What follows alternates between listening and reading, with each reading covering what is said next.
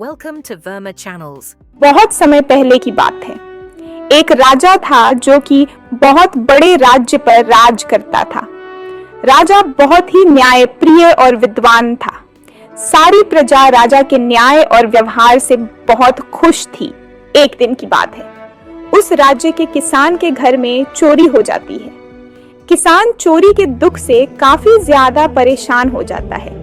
उसे समझ में नहीं आ रहा था कि वह अपने चोरी हुए धन को कैसे वापस पाए।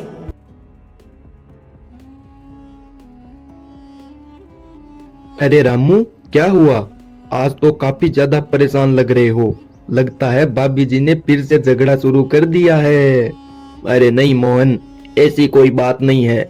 मैंने 1 साल खेती करके पैसे इकट्ठे किए थे ताकि मैं अपनी पत्नी को नई साड़ी दिला सकूं, लेकिन मेरी तो किस्मत ही खराब है। किस्मत खराब? क्यों?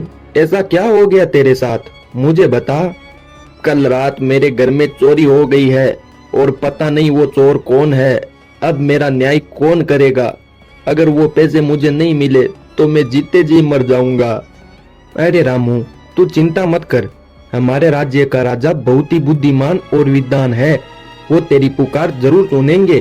तू राजा के पास जा और उनसे न्याय की गुहार लगा। ऐसा बोलकर मोहन वहां से चला जाता है और कुछ ही देर बाद रामू भी वहां से चला जाता है और सीधा राजा के महल आ जाता है। रामू राजा के सामने फरियाद करने लगा और राजा को अपने चोरी हुए धन के बारे में बता दिया। रामू, तुम राजा कुशल सिंह के दरबार में आए हो। तुम्हें न्याय जरूर मिलेगा और मैं उस चोर को पकड़कर कड़ी से कड़ी सजा दूंगा। मंत्री जी, आप जल्द से जल्द रामू के धन के बारे में पता लगाए कि किसने रामू के घर में चोरी की है। कुशल सिंह का मंत्री भी कुशल सिंह की तरह विद्वान था, जिस पर राजा को बहुत अधिक विश्वास था। राजा की आज्ञा पाते ही मंत्री ने चोर का पता लगाने का काम शुरू कर दिया था। शाम को जब मंत्री अपने घर पहुंचा तो चिंता की लकीरें उसके माथे पर साफ दिख रही थी। अरे क्या हुआ जी, आज आप इतने चिंतन में कैसे हो? अरे सुशीला, चिंता की तो बात है। हमारे राज्य के रामू किसान के घर में चोरी हो गई है और राजा ने मुझे चोर पकड़ने का आदेश दे दिया है। अब चोर तो चोरी करके चला गया है, पता नहीं वो कहाँ पर होगा। मैं उसे कैसे पकड़ूंगा?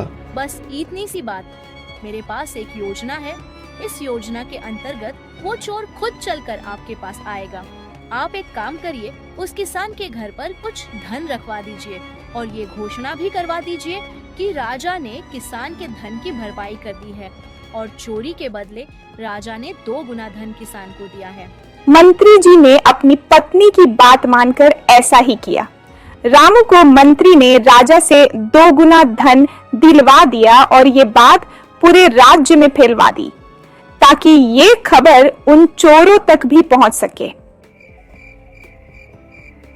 अब मंत्री ने अपनी पत्नी की बात मानकर किसान के घर में भेष बदलकर छुप गया। अरे पकिया, तुमने सुना?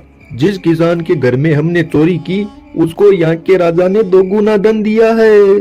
हाँ जगिया, चल हम एक काम करते हैं, वो भी धन चुरा लेते हैं ताकि अगली बार राजा उस किसान को 4 गुना धन दे। ऐसे करते करते हम अमीर बन जाएंगे और सदा के लिए ये राज्य छोड़कर चले जाएंगे। दोनों चोर किसान के घर की ओर चल दिए। किसान के घर में आकर वो सारा धन अपनी पोटलियां में समेटने लगे।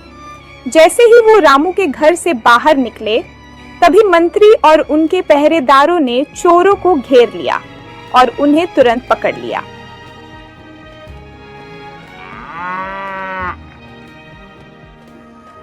लुटेरो, तुमने एक गरीब किसान के घर में चोरी की है। तुम्हें शर्म आनी चाहिए। अगर तुम मेरे महल से चोरी करते तो मैं तुम्हें माफ भी कर देता, लेकिन अब माफी नहीं, सजा मिलेगी, वो भी कड़ी। महाराज, आप तो दयालु हो, हमें माफ कर दो। आगे से हम कभी भी चोरी नहीं करेंगे। नहीं, हम लुटेरों को माफ नहीं करते।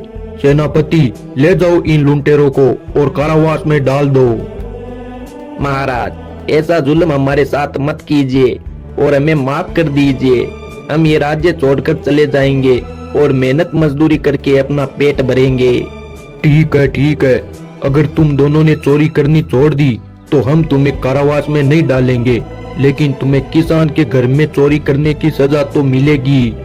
तुम दोनों लुटेरों को किसान के खेत में 1 साल तक काम करना होगा और जितना धन तुमने चोरी किया है उससे 2 गुना धन तुम रामू को कमा कर दोगे।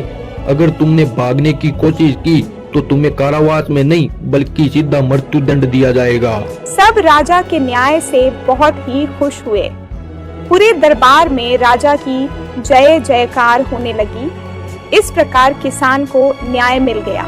ऐसे ही नैतिक और प्रेरणादायक कहानियाँ देखने के लिए हमारे चैनल को सब्सक्राइब और लाइक करें। धन्यवाद।